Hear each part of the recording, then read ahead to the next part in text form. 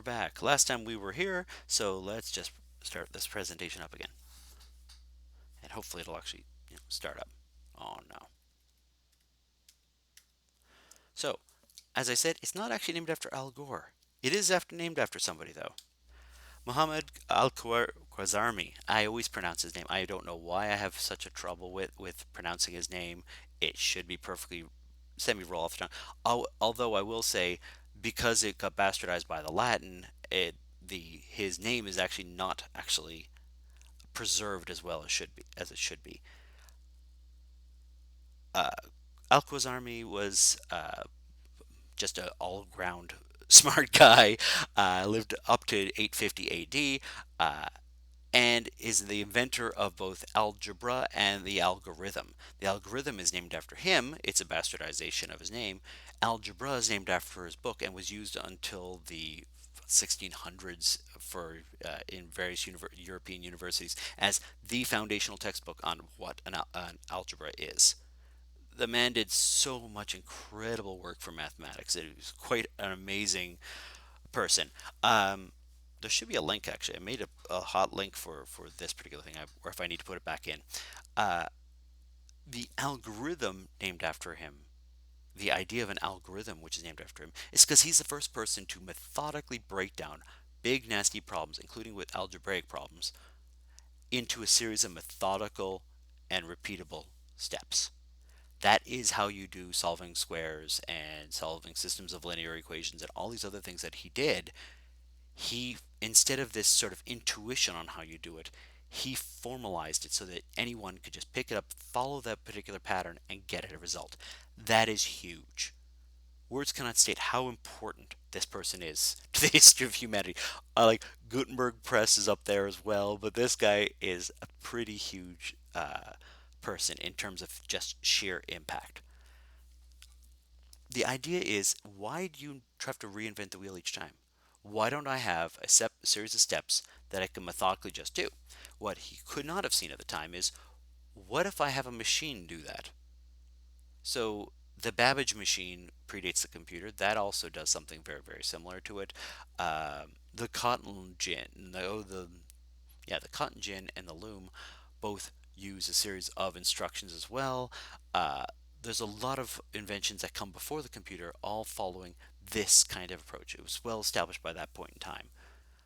But the idea, if I can just take any series of steps, if I do it in such a foundational way that there's no kind of, sort of, take the thingy thing, the doohickey, right?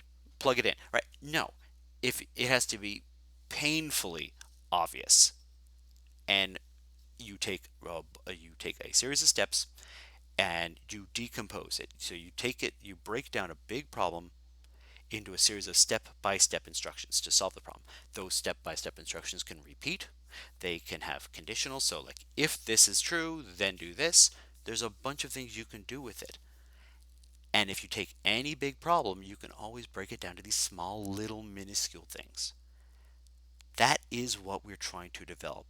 So if I say make a video game, that is way too big, right? If I say almost anything, that is way too big.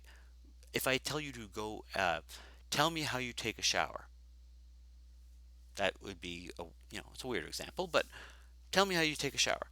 I will guarantee you it would be actually very difficult to figure out how to break that down into minuscule enough steps that any idiot, anybody, like an alien comes down and they say, how do you take a shower? You have to explain to them how to take a shower. There's a lot of steps in there. How do you break something that big and nasty into small little chunks that are obvious and repeatable? That is actually what the challenge is. It is way harder than it seems. Um, and it's also one of the reasons at least, why computer scientists are so annoying. I annoy myself half the time with this, because we want precision, we want details, we want a lack of ambiguity, and we will pester people until we get that. I remember when we bought the house here in Ottawa, we drove our realtors nuts. We just really pissed them off.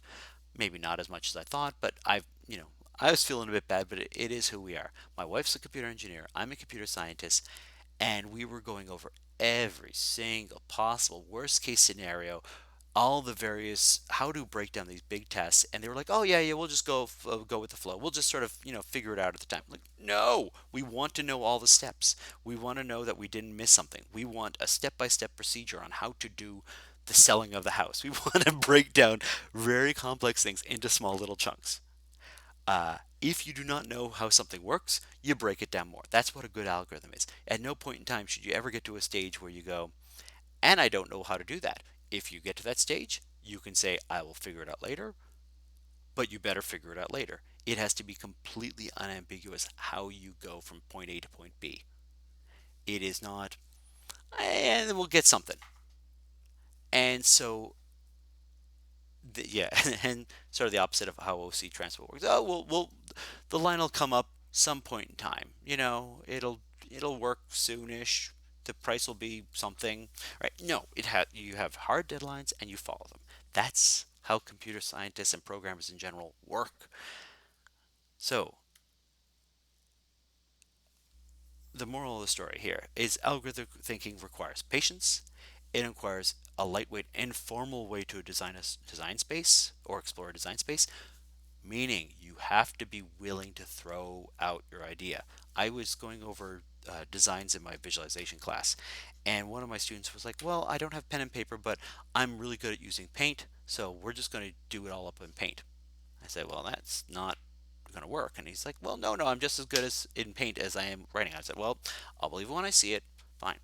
Well, within, 2 lessons, he was like, okay, no, we got to have a piece of paper. The reason was he realized it was something that he was not willing to throw away his ideas. When you design something, you have to be. I would normally have examples to show in front of the class. Every single algorithm I write, every single assignment I do for this class, every single midterm or whatever the case is, every time I go to code something, I have a pad of paper next to me, and I have mountains and mountains of just scratch work that I did to figure out what the problem is and how to go about it. Um, you have to be able to throw those out if you're wrong. For algorithmic thinking, you need to have conceptual building blocks that everyone agrees on, um, so that you can communicate that idea to another person. If you don't have agreed upon conceptual building blocks, you got to go even more low level and then build up from there. And you need even more practice. It is not trivial to do this. And it's hard to actually give exam questions that are exactly this. But this is what we do for the rest of the course. And if you start coding without doing this, you will spend about 5 times longer later on. It is it is really kind of frustrating. It's not that frustrating. It's a bit frustrating when you see students trying to run before they walk, where they try and code up the project or the assignment, not knowing where they're going, not knowing what they're doing, not knowing how they're going to do it. Just, I'll figure it out as I go along. No, no. This is the planning stage. You don't go on a hike in the middle of the woods without any planning of where you're going, or if you do, you're going to get lost, right? This is the planning stage. And I want to drive home, it has to be unambiguous steps that you break things down into. I do ask exam questions on algorithmic thinking. It might be, give me the pseudocode for this algorithm. Okay, now write the code afterwards, which also means that you do the pseudocode, then you do the algorithm, which means you're not going to get stuck on the second question, which is it's it forces you to do what you should be doing anyways, but it gives you some free points. And I do expect you to follow the approach. It is not some formalized approach that you must follow what the way I say you should do it. It is you need to think through the problem, and it's very obvious when people don't think through the problem. 83% of struggling students' problems ends up being, doing the pseudocode, just trying to avoid that step, skipping that step, and then just sort of staring at a screen all day. It's the worst thing you could possibly do. Also, 83% is the number I just made up. It's also Barney Stinson's made up number as well, in case you're wondering. No, I see this a lot. It's not actually 83%, but I see it time and time again with new programmers. Break down the problem, then code. And everyone thinks they can skip that step, and nobody skips that step. Even if you're an expert and you've been doing it for years and years and years, you don't skip that step. You do that step in your head. It's like doing arithmetic in your head. It's not like you just magically come up with a number. You do the arithmetic in your head. But most of the time, if you have big numbers you're doing arithmetic for, you get a pad of paper and you do it on paper as well, right? There's no shortcuts. Okay, so how would I make a program like Paint? I mean, Paint seems like a simple program. And then you think, wait, every single one of those buttons does something, has a particular image. How do you draw that image? Oh, wait, how do I handle mouse events to make it go click? How does it animate for a clicking event? How do I store the information? How do I output it to a file? How do I save it? Or sorry, output to a file is saving it. How do I load in a file into Paint? How do I draw on a Paint program? How do I represent color? There are a multitude of steps along the way. That is way too much for any single simple. That's not a simple algorithm. That is a slew. It's a whole battery of algorithms. But let's try something a bit simpler. How do I find the min and the max in a series of numbers? If I give you 20 numbers in a bag, so I have a bag and I put some bunch of numbers in the bag. So I can't see what's in the bag. How do I find the maximum number in that bag? How do I find the minimum number in that bag? There's an algorithm for that. So what do I do for that? We'll go over that later on when we actually do some C programming in a for loop. Well, one thing I could do is pull each number from the bag one at a time, take it out, look at the number. If it is the smallest number that I've seen so far, keep that number around, keep it to the side. Otherwise, just keep on taking the numbers out of the bag, put it in a pile on the ground. Every time I see a smaller number, I replace my old smaller number with the new smaller number, put the old smaller number in the big pile of, not smallest values so far, keep the one number that's the smallest around. Keep doing that until the bag is empty. I look down at my smallest number, that's my smallest number that was in the bag. Put everything back in the bag. That's an algorithm. That's actually the algorithm for finding the minimum of an array, because I can't see everything in the array all at once. I can't see all of the numbers all at once. Same thing for the maximum, but instead of finding the smallest number, if it's equal to or if it's greater than or equal to the number that's currently there, swap out the numbers.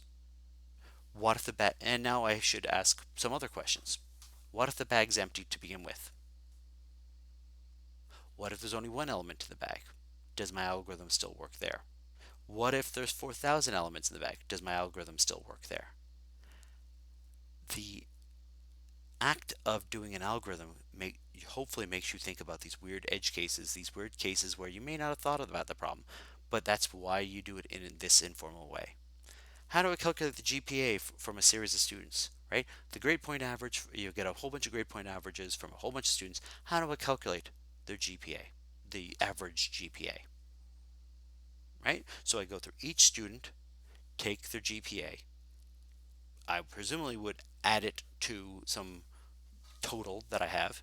I keep on adding that GPA to the total, and after I'm done, I divide by the number of students I looked at, and that's the average GPA, right? Or if I wanted the average for a GPA, how do I enter a class or prepare for class, right? How do I find things? How do I prepare for my term, right? You can algorithmically break down what you do to preparing for starting a class, preparing for an exam, uh, maybe for the exam, come up with an algorithm for how you're studying for the exam. How do I get a number and identify the individual digits of the number, right? If it's 432 or 432 as a number, how do I get the numbers 4, 3, and 2 mathematically, right? How do I make coffee? They're all algorithms. They're everywhere. So, what about this one? Take a second to read this. I don't want to read it out loud for you guys because I don't read very well. Pause the video for a second, have a look, and think about what the heck is this algorithm for? I'll wait. Okay, so I'm hoping you all pause the video. If you didn't, please pause it. What was this algorithm? Well, the dead giveaway ends up being large double double, right? It is waiting in line before COVID, waiting in line to get like a Tim Hortons coffee because it's a double double there. But you'll notice that, and very much on purpose, there's a bunch of ambiguity in here. There's a bunch of, so what if there's not sufficient space? What if I stand in line? So I stand in line, stand immediately behind the last person in line. What if there's no one else in line? Right? What if the lineup goes out the door? There's a bunch of edge cases here, weird cases that that we may not have thought about. Um, we have an entire thing about if I don't provide enough space, apologize, avoid getting punched, take a step back. Otherwise, I'm still too close to that person in front of me in line. How do I take a step back? That's an algorithm. And then I have a loop where I wait in line. Uh, and then I avoid singing. I stand still. If the person in line moves, then I move up an equal distance. Else, if the person moves to the side, walk to the counter in front of you, exit the loop. Otherwise, stand still again and continue to avoid singing. Right? At any point in time, there's an entire other algorithm right here called pay cashier. I could take something that's a very, very complicated procedure, right? How do I pay a cashier? That is a whole slew of steps. Why don't I just say pay cashier? I will figure that part out later. But I can go to the pay cashier algorithm later on. Okay. Uh, there are things that you could say I did wrong, or there are things that are ambiguous if you look carefully at this.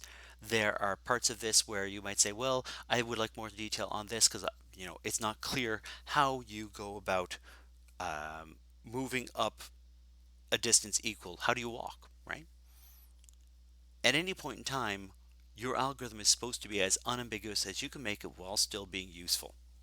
Uh, if it's clear how to walk, well, then you just say walk.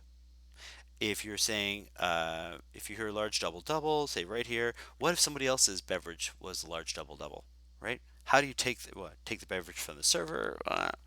What if you don't want to say the word right here? What if you say that's me? Algorithms, this is the first step, and then you'd either flesh it out some more, but also there are some things like the right here. There is no, what if they don't ever make your coffee? This, I know it sounds like it's minutia and weird, but that is what programming is. It is thinking about all the weird worst case scenarios. It's thinking about how you can break it down into little parts. It is making sure that you didn't leave anything to chance. That it's completely every single step is obvious and repeatable and doable. And waiting for this, if no one ever makes you your coffee or someone steals your double double before you have a chance to get it, you could be waiting there forever. So maybe after a certain point in time, go to the cashier and ask them what happened to your double double, for example. It could be all sorts of other things. So normally um, normally this would be a series of activities that you would do in um, that we'd be doing in class. So for the time being, we can't do that. So take 5 minutes, and I want you to write a series of steps for some task that you can do. It could be taking a shower, it could be brushing your teeth, it could be eating nachos, whatever, or making nachos, whatever the heck you want it to be. Anything you want it to be, but don't indicate what it is. After you've done the series of steps, I want you to find somebody. If you're with your family right now, or you have a roommate that you're co-quarantining with, or whatever the case is, talk to them. Maybe FaceTime somebody. I want you to give them your steps. You can email them your steps as well. That would also work. And can they guess your activity? And then subsequently, I want you to get them to point out places where it was open to interpretation, where it wasn't particularly clear, how it could be improved. And after that, you can refine your instructions, and you could keep doing that again and again until your partner gets upset with you, you get bored, or the activity is clear. I'm assuming boredom or your partner not wanting to do it anymore is probably going to be the first thing to go.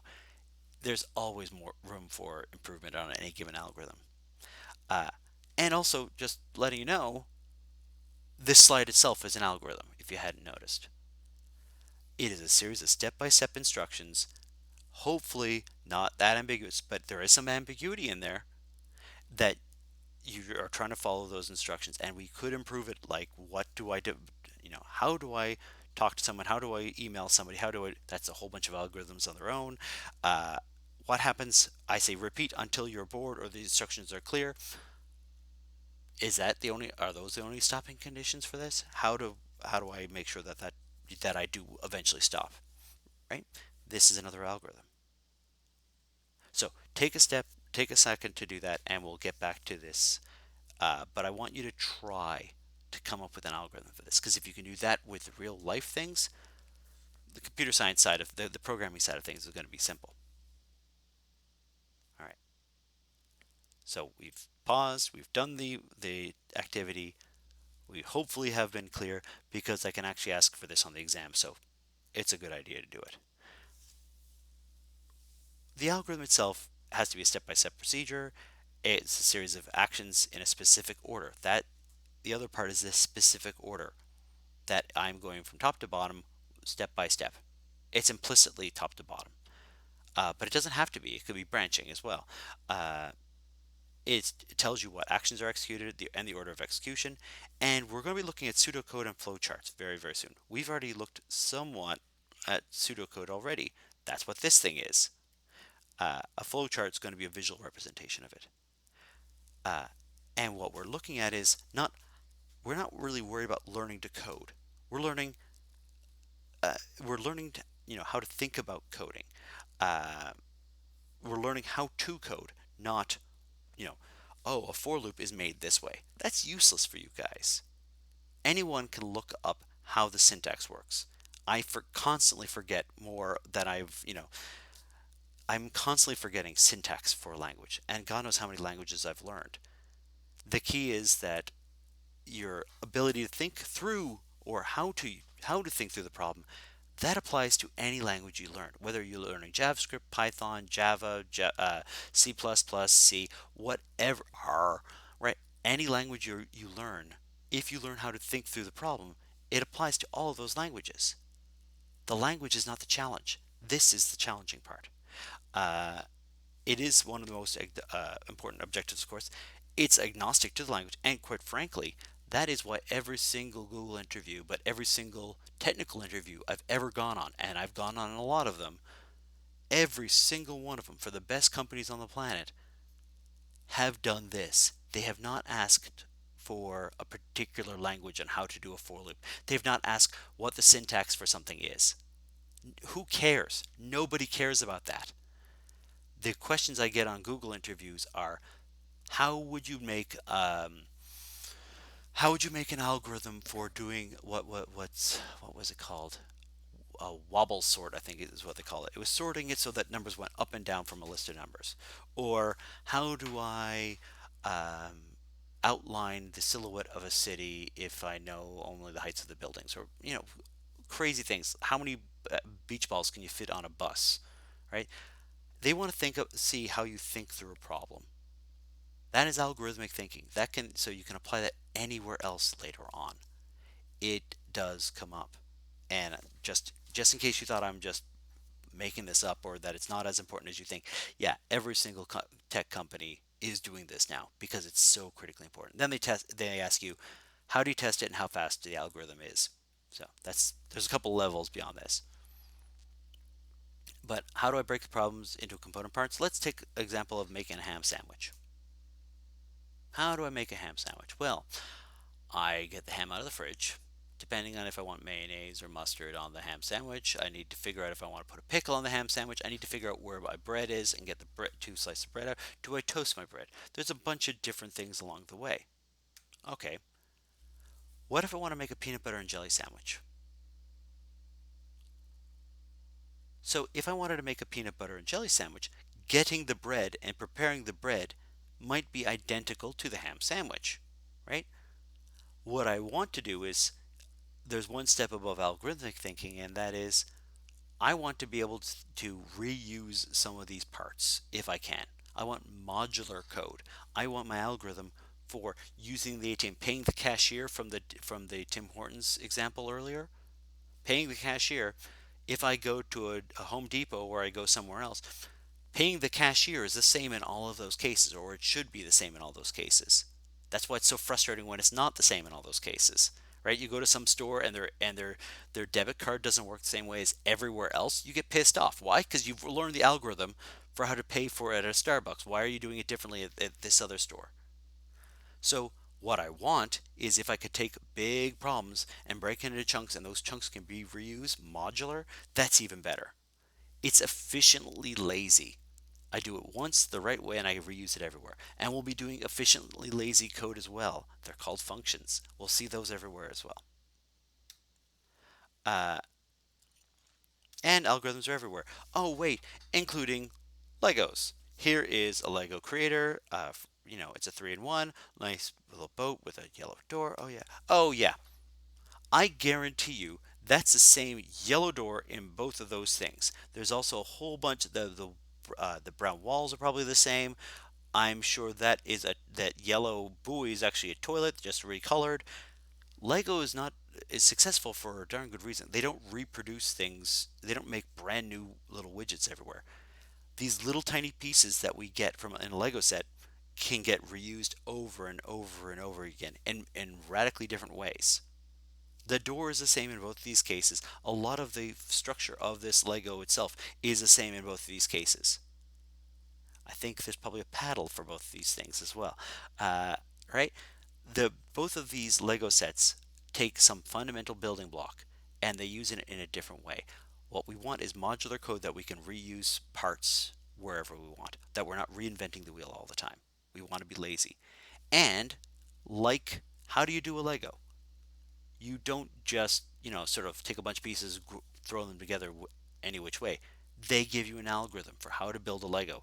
That algorithm is repetitive. It's repetitive. It's hopefully unambiguous, and it follows a pattern that is used in other Legos. So once you get good at doing Legos, once you've done one, you get better at the next one.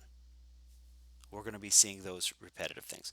Cooking for engineers, if you want to weep for humanity, maybe not. Cooking for engineers, if I think the site's still around, uh, it is my go-to place for my cheesecake recipe. Why? Because an engineer nerded this out beyond belief. Just the temperature that the cream cheese has to be on, the temperature of the oven, how you maximize this. Cooking for engineers also is a badass turkey recipe as well that I tend to follow. Oh, and also not pot roast, prime rib as well.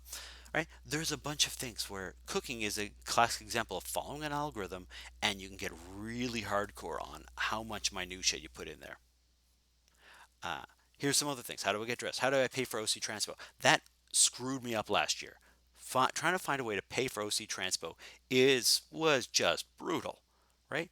It should be obvious, and that involves really unambiguous steps. Uh, so we're going to take intermission here. I'm going to stop the video, but I want you to try one more algorithm. I want you to write the instructions for making craft dinner, and just because it's fun and I like causing chaos, share it with your friends. And seriously, if you do it right, if you do it correctly, your instructions for making craft dinner will piss off somebody else. I do this every term with my human computer interaction class where we have instructions for how to brush your teeth, and people get almost into fistfights over this. And craft dinner is a bit of a sacred institution as well. Do you measure your butter? Do you cut the exact amount, or do you just sort of improvise it? Do you put hot dogs in it? Do you put ketchup in it? Right? My wife is a firm believer that it's sacrilege to put ketchup into craft dinner. I don't put ketchup in my craft dinner, but I'm not as zealous about putting against putting ketchup in craft dinner. Right? These are things that will get people. You'll be amazed at the amount of diversity in the instructions for how to make craft dinner. And that's the point. Algorithms are not necessarily one size fits all. They're not necessarily there's only one way of doing it. It is you make a decision on how you're going to do it and you make it unambiguous, but it doesn't mean that other people would do things the exact same way as you. All right. With that being said, I'm going to take my leave and then we're going to, so let's keep this, and we're going to, when we come back next time around, we're going to look at pseudocode, and then after that, we're going to look at flowcharts.